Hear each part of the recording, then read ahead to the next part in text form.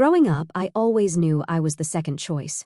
My name is Emma, and from my earliest memories I watched my parents shower my older brother Michael with endless attention and opportunities while I stood in the shadows. The difference in how they treated us wasn't subtle, it was as clear as day. I remember sitting at our kitchen table, doing homework alone, while Mom and Dad drove Michael to his latest singing competition or club meeting. He was 3 years older than me, and somehow that made him more deserving of everything. Every time his teachers mentioned even the slightest talent, my parents jumped at the chance to nurture it, spending money we didn't really have on lessons and equipment. Michael has such a beautiful voice, Mom would gush to anyone who would listen. He's going to be something special one day. Meanwhile, I learned early on not to ask for much. When I showed interest in art classes, Mom just smiled apologetically. Maybe next semester, honey. Michael's voice lessons are taking up the budget right now. The disparity became even more apparent during Michael's senior year of high school. I was 15 at the time, sitting quietly at dinner when my parents made their big announcement. "We've been saving up," Dad said proudly, "and we're going to send Michael to Preston College. It's one of the most prestigious schools in the state." Michael's eyes lit up. "Really? That's amazing. And that's not all," Mom added. "You can stay in our apartment near the campus, no rent, of course. We want you to focus on your studies." I pushed my peas around my plate, trying to hide my disappointment. Not that anyone was looking at me anyway. They were all focused on Michael's beaming face as he talked about his future plans. That night, lying in bed, I did the math. If they were spending this much on Michael's education and giving him a free apartment, there was no way they'd have anything left for my college fund. The realization hit me hard, but instead of crying, I started planning. The next day, I visited my grandparents' antique store. My grandfather listened as I explained my situation. "Well, Emma," he said, studying me carefully, "I could just give you the money for college." He paused, stroking his chin thoughtfully. "But I think it would be better if you earned it yourself.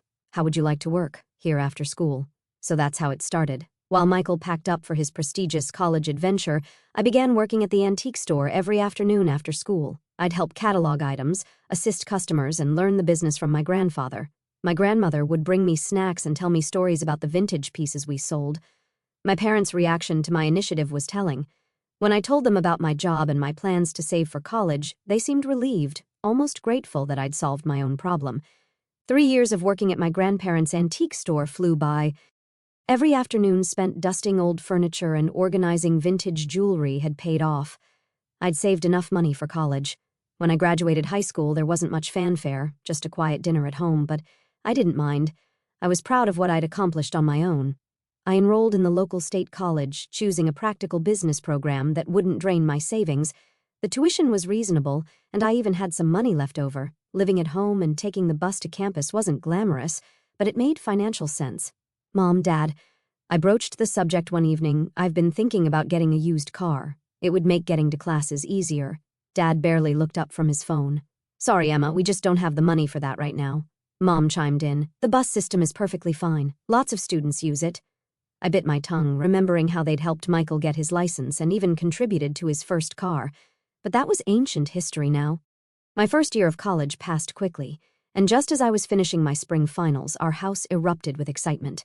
Michael was graduating from Preston College. Mom and Dad threw him an elaborate celebration, inviting what felt like half the town. Our house was packed with relatives, friends, and neighbors, all there to celebrate my brother's achievement. I was arranging appetizers in the kitchen when Michael made his grand entrance with a pretty blonde woman on his arm, Sarah, his college girlfriend. They were beaming as they walked into the room, hand in hand. "Everyone," Michael announced, commanding immediate attention, "Sarah and I have some exciting news. We're engaged!" The room exploded with cheers and congratulations. Mom burst into tears of joy, and Dad clapped Michael on the back so hard I thought he might fall over. "But wait, there's more," Sarah added, her voice sweet as honey. "After the wedding, we'll be moving to Connecticut. My parents own a successful business there, and they want us to take it over." Mom's tears turned into full-on sobbing. "My baby boy, a successful businessman," Dad proclaimed proudly. "Always knew you were destined for great things." I stood in the corner watching the scene unfold. Nobody seemed to notice that I'd just finished my freshman year with a 4.0 GPA, or that I'd been working part-time at a local cafe while maintaining my studies. But I was used to it by now. The wedding preparations consumed the next year while I focused on my studies, now in my third year. Mom and Dad threw themselves into planning the perfect wedding for their perfect son. They took out a substantial loan to cover everything: the venue, the catering, the flowers, the band. Nothing was too good for Michael and Sarah. The wedding itself was exactly what you'd expect: extravagant, emotional, and all about Michael. I stood in my bridesmaid dress, which I had to pay for myself, watching my parents beam with pride as they danced with the happy couple. They'd spared no expense, even though I knew they'd be paying off the loan for years to come. After Michael and Sarah left for Connecticut, I stood in my cramped bedroom at my parents' house, staring at my textbooks. An idea struck me. The apartment where Michael had lived during college was now empty. It was perfectly located near campus and would give me some much-needed independence. I approached my parents that evening while they were watching TV. "Mom, Dad, since Michael's apartment is empty now, would it be okay if I moved in there?" They exchanged glances before Mom spoke. "Well, honey, you can move in, but you'll need to pay rent." The words hit me like a slap in the face. Rent? But Michael lived there for free. Dad shifted uncomfortably in his recliner. That was different. "We have the wedding loan to pay off now. We need the extra income." I couldn't believe what I was hearing. "I'm your daughter, too," I said, my voice trembling slightly. "I've never asked you for anything." "I worked for my college money. I take the bus everywhere." Mom held up her hand to stop me. She and Dad had one of their silent conversations, the kind they used to have when deciding whether to spend money on another of Michael's activities. "Fine," Mom finally said. "We'll charge you half the normal rent." I wanted to argue more, but I knew this was the best offer I'd get. "Okay, I'll take it." That weekend, I moved into the apartment. It still had traces of Michael everywhere: holes in the walls from his college posters, water rings on the coffee table from his late-night study sessions. I took extra shifts at the cafe to cover the rent, often working until closing time. Between classes, studying, and work, I barely had time to sleep. My final year of college passed in a blur of textbooks, coffee shop aprons, and midnight study sessions. Before I knew it, graduation day arrived. While my classmates' families planned parties and celebrations, my parents opted for a quiet dinner at home. They only invited my grandparents. No extended family, no friends, no elaborate catering like Michael's graduation. We sat around the dining room table, eating the lasagna I'd made myself. Grandma reached across the table and squeezed my hand. "Emma, dear, we're so proud of you," she said warmly. "Graduating with highest honors while working part-time, that's quite an achievement." Before I could respond, Mom's phone buzzed. Her face lit up as she read the message.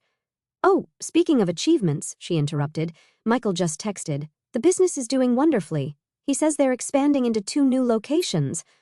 I watched as my graduation dinner turned into a celebration of Michael's success in Connecticut. My grandparents exchanged knowing looks, and Grandpa squeezed my shoulder supportively. My hard work in college paid off sooner than I expected. Within 2 weeks of graduation, I landed a position at Anderson & Mitchell, one of the most prestigious firms in the city. The starting salary was better than I dared hope for, and I was thrilled to finally be starting my career. That excitement lasted exactly 3 days, until my parents found out about my salary. "Emma," Mom said during one of her unexpected visits to the apartment, "now that you're making good money, you should start paying the full rent amount." I stared at her, wondering if I'd heard correctly. "But we agreed on half." "That was when you were a student," she replied matter-of-factly. "You can afford it now." I wanted to point out that Michael had lived here for free, even after getting a job, but I'd learned that comparing myself to my brother was pointless. The apartment's location was perfect, just a 10-minute walk from my office, so I reluctantly agreed. Life fell into a routine. I threw myself into my work, determined to prove my worth at the company. Every month, like clockwork, Mom would call. "Emma, dear, just reminding you about the rent. It's due on Friday. We're counting on that money." 3 years passed this way. I earned a significant promotion and raise, but I kept that information to myself. I'd learned my lesson. Any hint of financial success would just lead to more demands from my parents. Through their occasional updates, I heard that Michael and Sarah had a baby boy. I'd seen pictures on social media but hadn't visited. Our communication had dwindled to perfunctory birthday messages and holiday greetings. I was fine with that. Then came the phone call that changed everything. "Emma," Mom's voice was tight with tension, "we need to talk about your brother. There's been some trouble. The business, well, it's gone bankrupt. He had a terrible fight with Sarah's parents. They're furious about how he managed things. They're not speaking anymore." I closed my eyes, already knowing where this was heading. "He's coming back home," she continued, "with Sarah and the baby." "Oh," I said carefully. "I assume he'll be staying with you and Dad."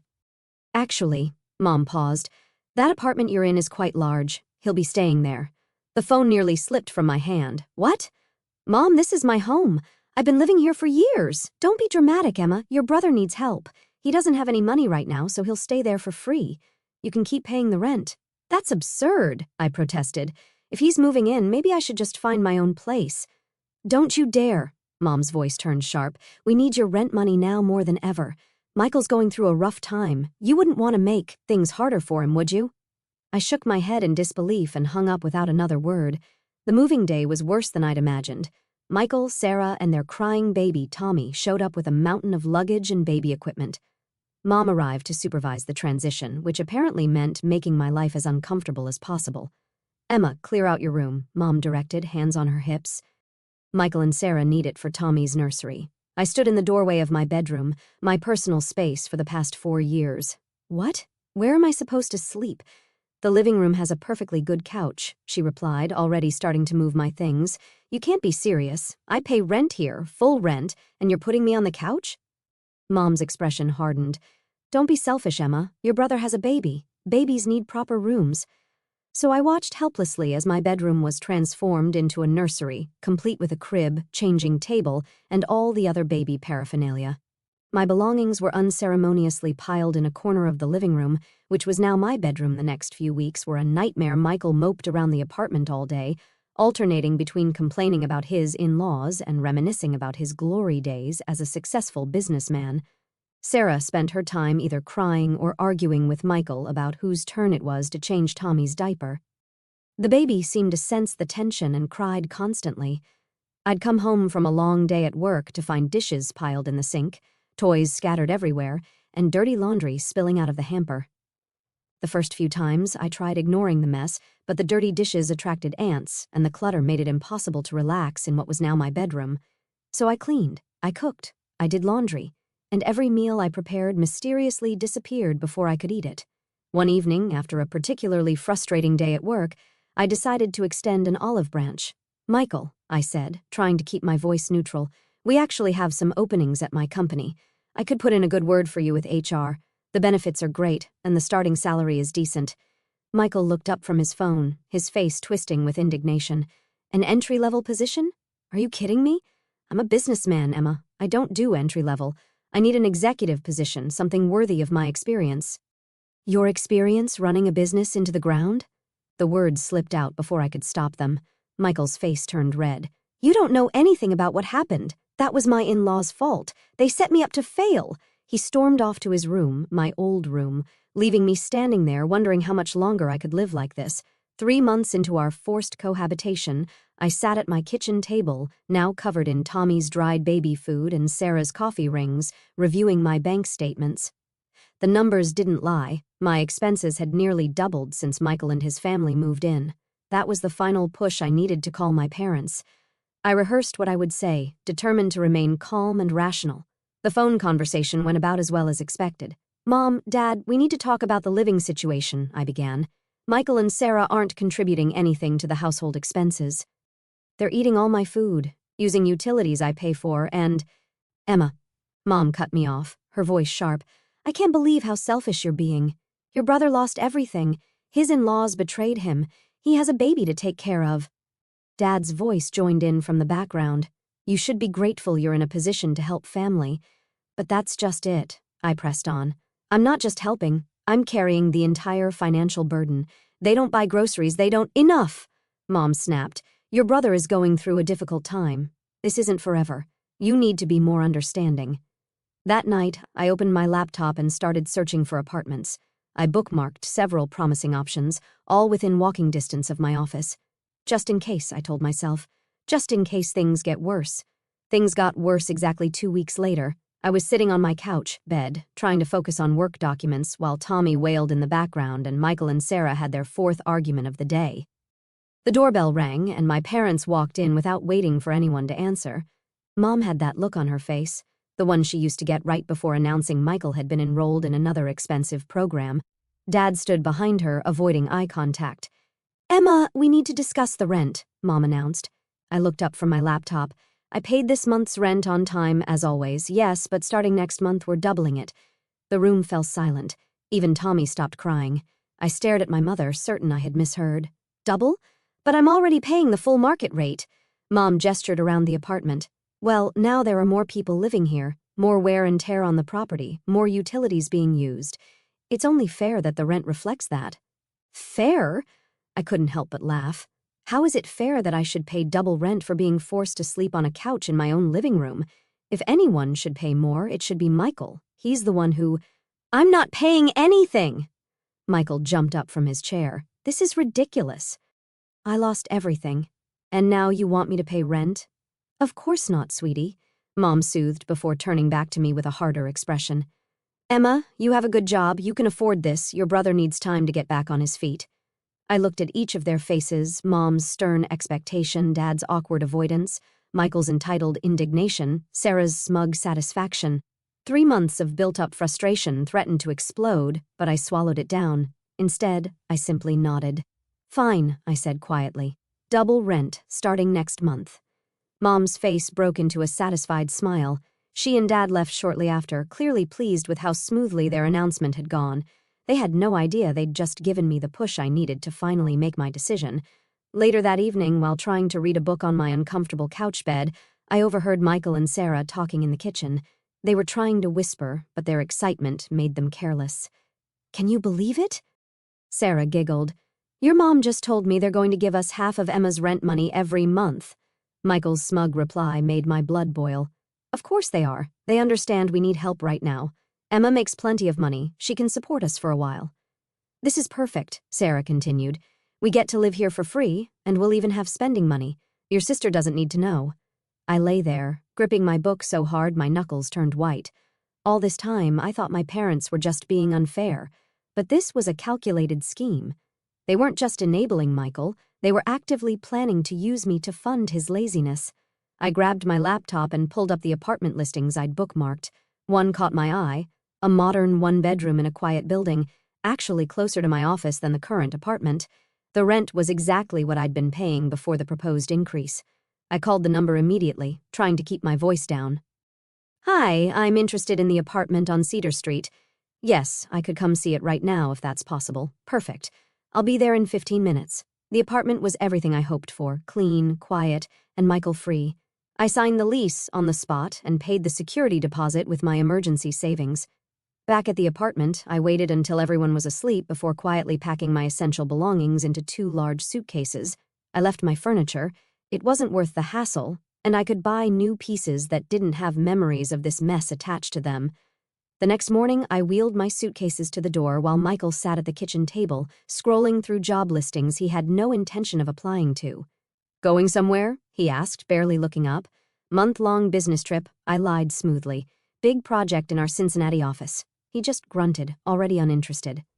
I moved into my new apartment that evening, ordering takeout and sitting on the floor of my empty living room. The silence was beautiful. No crying baby, no arguing couple, no guilt-tripping parents. Just peace. For the next month, I lived quietly in my new home. I bought a comfortable bed, a cozy couch that wasn't a bed, and kitchen supplies that only I would use. I cooked meals that stayed in my refrigerator until I ate them. I slept through the night without being awakened by Tommy's crying. Then, right on schedule, my phone rang with my mother's number.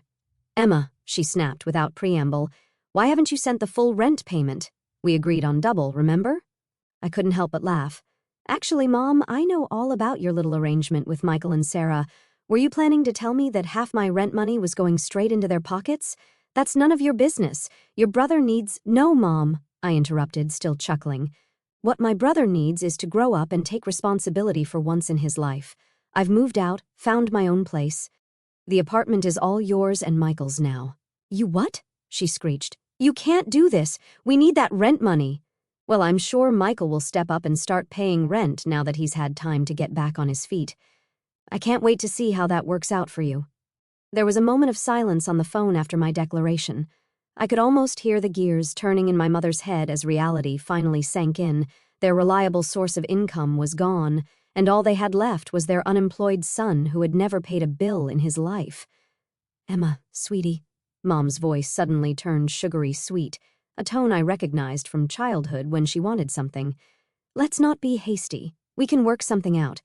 What if we go back to the original rent amount? That was fair, wasn't it? I settled deeper into my new couch, the one I'd picked out myself in my own apartment where no one could kick me out of my bedroom. No, Mom, that's not going to happen. But Emma, we're family. You can't just… Family? I interrupted. Is that what you call it when you scheme behind my back to funnel my money to Michael? When you kick me out of my own bedroom while I'm paying all the bills? When you spent my entire life treating me like an ATM while treating Michael like royalty? That's not family. That's not fair. We've always… Goodbye, Mom. I hung up the phone and blocked their numbers. That was 6 months ago. My grandparents keep me updated on the situation, though I never ask. They just know I need to hear it, need to know I made the right choice. According to them, Michael, Sarah, and Tommy are still living in the apartment. They haven't paid a single month's rent. Mom and Dad are covering all the utilities, plus giving them spending money because the baby needs things. My brother still hasn't found a job. Apparently, there just aren't enough executive positions available for failed businessmen with a track record of bankruptcy. My new life is peaceful.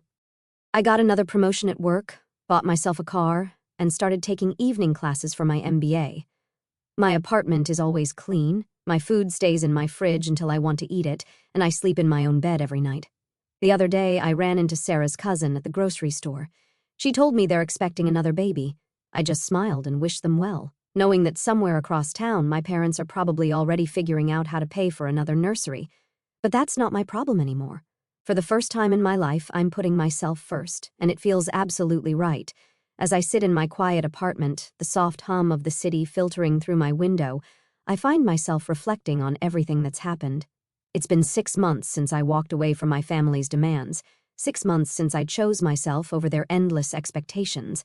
The weight of that decision still lingers, not as a burden, but as a strange mix of liberation and loss. For the first time, I'm untethered from the role I played for so long.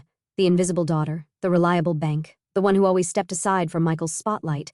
Yet freedom comes with its own kind of ache, a quiet grief for the family I thought I could have, the one I spent years trying to earn. I used to think love was something you proved through sacrifice. Growing up, I watched my parents pour everything into Michael, time, money, pride, and I believed that if I worked hard enough, if I asked for little enough, they'd see me too. I'd sit at that kitchen table, my pencil scratching out math problems, hoping one day Mom would look up and say, "Emma, you're doing great." But that moment never came. Instead, I got apologetic smiles, half-hearted excuses, and the unspoken message that my dreams were secondary. It hurt in a way I couldn't name back then, a dull, persistent sting that settled in my chest. I'd lie awake at night, wondering what I lacked, what made me less worthy than my brother. Was it because I was younger? A girl? Or just not as shiny in their eyes? Those questions haunted me, shaping me into someone who thought love was a ledger, a balance sheet of favors and concessions. Working at my grandparents' antique store changed that. Every dusty trinket I catalogued, every customer I helped, every story Grandma told me about a chipped teacup or a tarnished locket, it built something in me. Confidence, maybe, or a sense of self that didn't depend on my parents' approval. Grandpa's steady belief in me, his insistence that I earn my way, wasn't rejection, it was respect. He saw me as capable, not as a shadow. Those afternoons in the shop, surrounded by relics of other people's lives, taught me that value isn't given, it's claimed. I claimed mine dollar by dollar until I could stand on my own. Moving into that apartment, even with the half-rent deal, felt like a victory at first. It was my space, my chance to escape the suffocating favoritism at home. But when Michael and his family invaded, turning my bedroom into a nursery and my life into their convenience, that old sting returned, sharper than ever. I'd lie on that lumpy couch, listening to Tommy's cries and Michael's complaints, feeling like I was shrinking back into that overlooked girl at the kitchen table. The betrayal wasn't just the rent scheme or the lies about splitting my money with Michael. It was the realization that my parents saw me as a resource, not a daughter. That moment, hearing Sarah's giddy whisper about their perfect plan, shattered something in me. Not my heart, but my illusions. I'd spent my life believing I could earn their love if I just tried harder. That night, I understood, no amount of effort would ever be enough. Leaving was terrifying. Packing my suitcases in the dark, lying to Michael about a fake business trip, driving to my new apartment, it felt like betraying the family I'd fought so hard to belong to.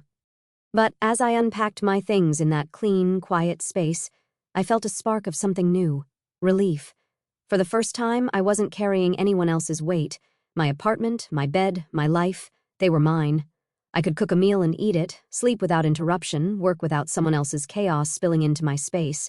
That peace, so simple yet so profound, was worth every sacrifice. Now, as I build my career and my future, I'm learning what it means to value myself. My MBA classes, my promotion, my little car, they're not just achievements, they're proof that I don't need anyone's validation to thrive. Still, there's a part of me that mourns the family I wanted. I see Mom's number flash on my phone before I blocked it, hear Grandma's updates about Michael's latest failures, and I feel a pang, not for them, but for the version of me who kept hoping. I'm letting her go, that girl who thought she had to earn love. In her place is someone new, someone who knows her worth isn't tied to what she gives others. Last night, I stood on my balcony, watching the city lights flicker like stars. I thought about my grandparents, their quiet pride, their steady love. I thought about the years ahead, the possibilities waiting. For the first time, I'm not looking back, not measuring myself against Michael or my parents' expectations. I'm looking forward, and it feels like freedom. It feels like home.